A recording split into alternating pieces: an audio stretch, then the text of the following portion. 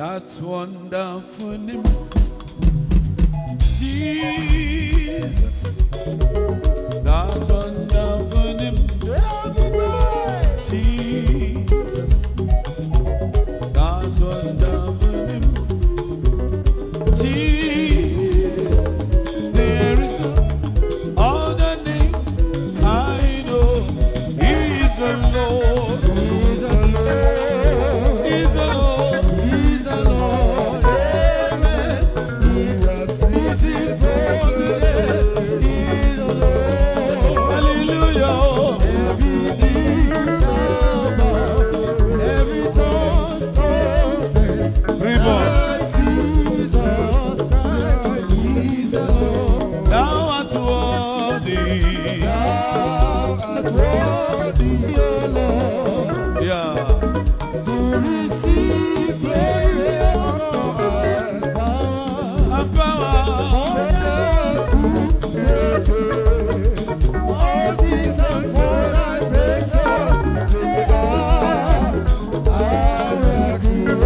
Amen, amen.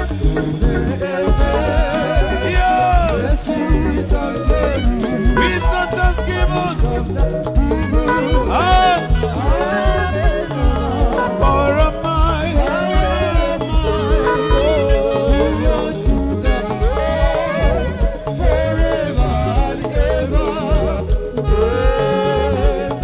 Because he lives, because he lives, I can praise you, because he lives, all fear is gone, because I know, who knows my future, my life is what I live, because he lives. I know Jagima,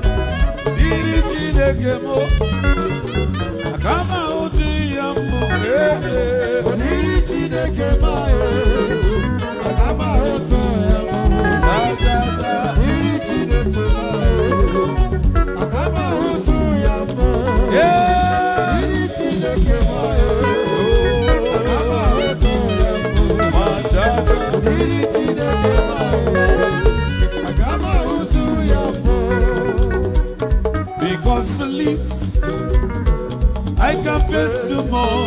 Everybody say, because he lives. Everybody say, because I know who knows my future.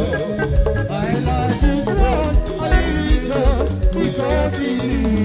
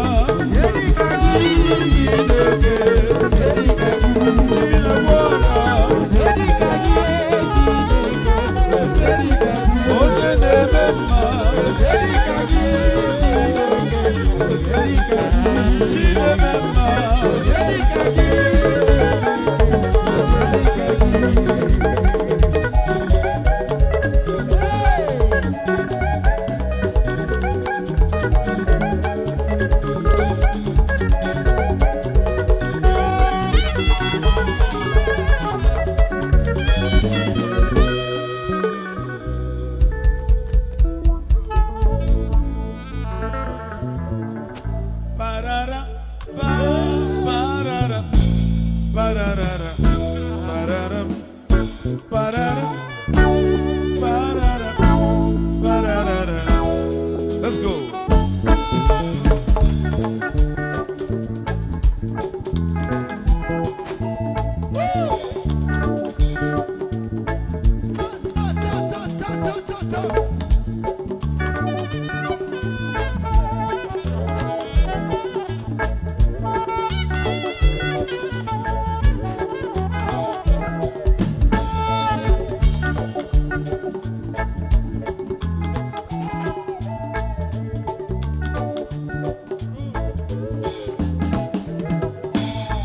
wanna tell you the story now and that's up on a pot I got to know. I got a city, a lovely place. For I got to Johnny's boy. I've not gotten any money from me, but I was ready, but I got to know. If a hot man, purpose, a purpose, they could marry me. Say, they love me, they love me, they love my beautiful song. aye, Sing a song, only something new, my love. sing a song, only something new.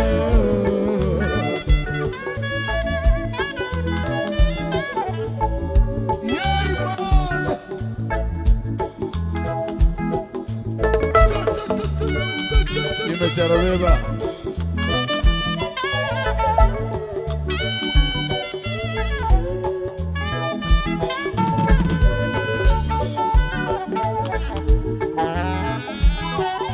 I can see many honeys and that's not what I'm looking for. I can see many lips, that's not what I'm looking for. All I want is just that breakfast money. For my family, I'm not ever a pleasure trip, only ever a business trip.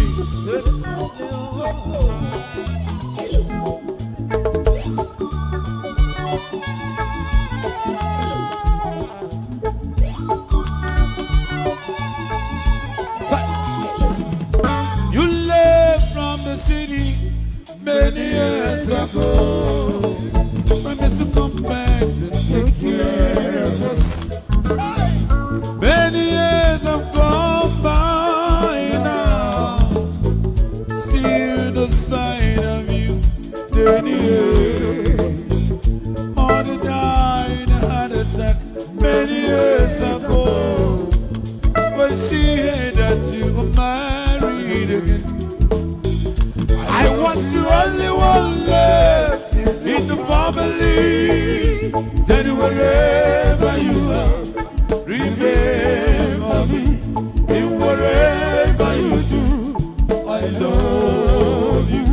Then wherever you are, remember me.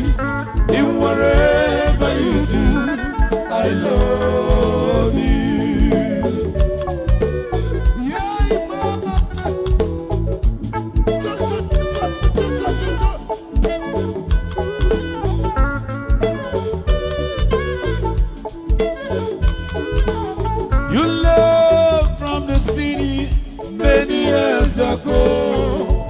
Promise to come back to take care of us. Many years have gone by now. Still no sign of you, Daddy. Mother died in a heart attack many years ago. When she headed to married again. I was the only one left in the family. Then wherever you are, remember me. In whatever you do, I love you. Then wherever you are, remember me. In whatever you do, I love you.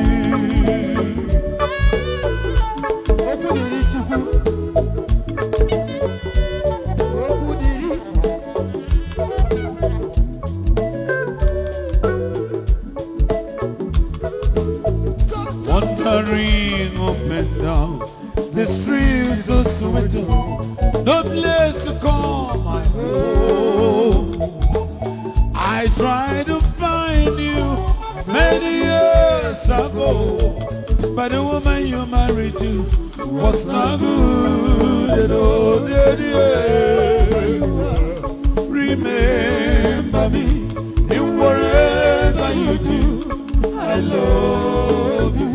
Then wherever you are, remember me in whatever I do. I love you.